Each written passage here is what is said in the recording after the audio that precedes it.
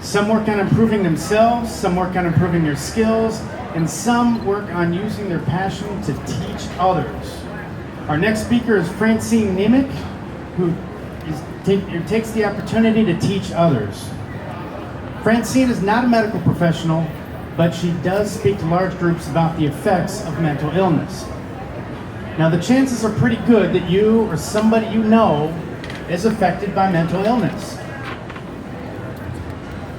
But because of the social stigmas that are so prevalent about mental illness, people who are in need don't often get the help that they need. Now, Francene has lived through the struggles of mental illness in many different forms. There hasn't been a day without the changes of mental illness impacting her life. It started with her grandfather, then her father, cousins, her daughter, and now her grandson. Francene goes out to share her stories with others so that others will know that there's no shame in seeking help for mental illness, just like there's no shame for being treated for cancer or diabetes. She's turned these struggles into a passion, and she would like to share with you what these stigmas are and teach us what we can do to be more compassionate and understanding about people who need help. Francene with The Stigma of Mental Illness.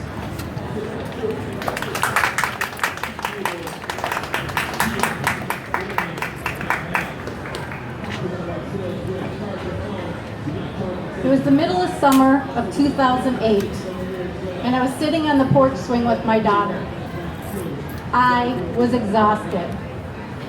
We were on day 3 of another 24/7 marathon of arguing, encouraging, and crying about her inconsolable and what I considered irrational fears.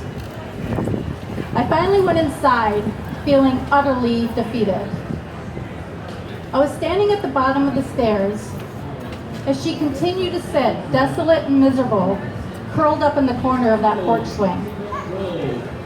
I could still hear her agonizing sobs coming through the screen door as tears continued to roll down my face. My husband was trying to talk some sense into me.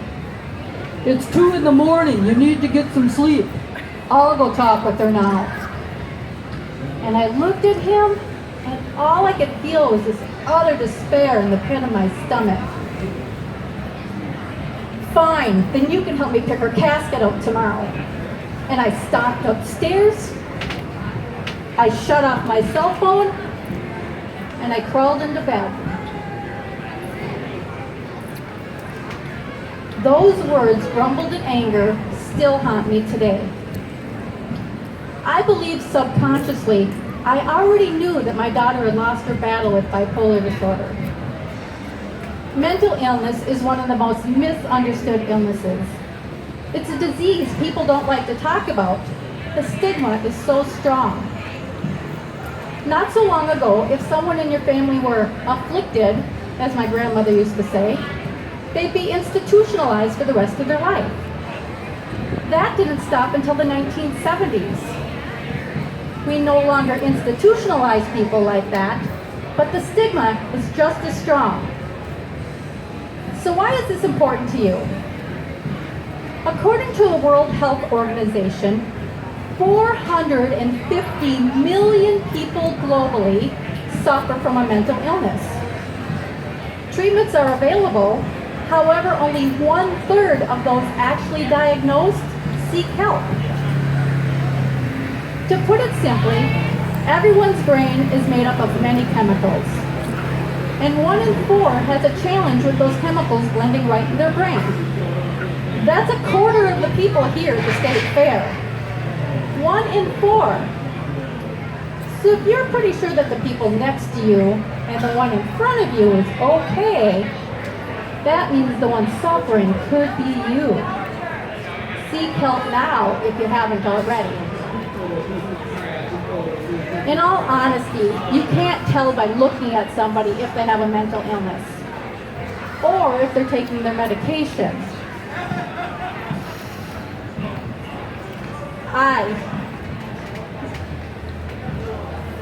I was in total denial until my daughter, at the age of 12, wrote me her first suicide note in her own blood. A nasty twist about mental illness is nobody's chemical imbalance is the same. And each treatment is a different prescription cocktail. Add to the confusion multiple different types and multiple different degrees. A few of the most diagnosed mental illnesses are anxiety, depression, PTSD, ADHD, anorexia, autism. There's so many more. The majority of them are genetic, but absolutely none of them are contagious. This means that somebody you know, that's right, somebody you know will be diagnosed with a mental illness. It's part of everyone's life. It could be your neighbor, a friend, a coworker, or maybe your child. People just don't recognize how close it is to them. Why? Nobody talks about it. Even those that are getting help don't always talk about it openly. Through the 10-year journey with my daughter through the bipolar experience, I was educated on my lack of knowledge. When I was searching for help, there was nothing available. I felt like I was grasping for different straws every day. Helping her through her illness instilled in me a passion to raise awareness. If everyone here listening learned just one aspect of one mental illness, we can help the stigma fall away just by sharing what we learned. Together, we could start a movement all about caring for each other. Together, we could change the world. I've been sharing my story for over 8 years now, and I get many different reactions. People fidget in their seats. They stare at the ground to avoid eye contact. They feel sorry for me. I know I'm making a difference when people thank me for talking about this tough subject. I've encouraged many individuals to seek treatment or to take their medication. And I've given courage to many individuals to share their story. I'm going to continue talking about mental illness for them, for my daughter, for my grandchildren, and for you. I want you to do the same.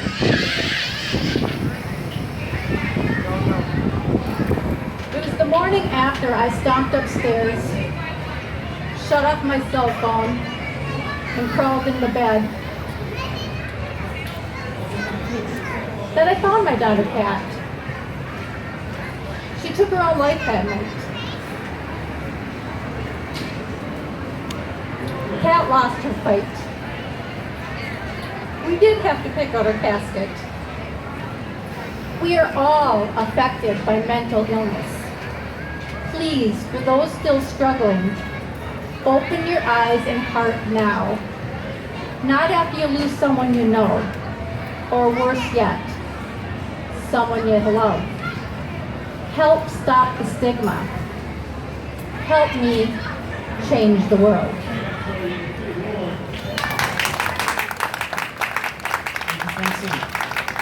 He's been in Toastmasters events.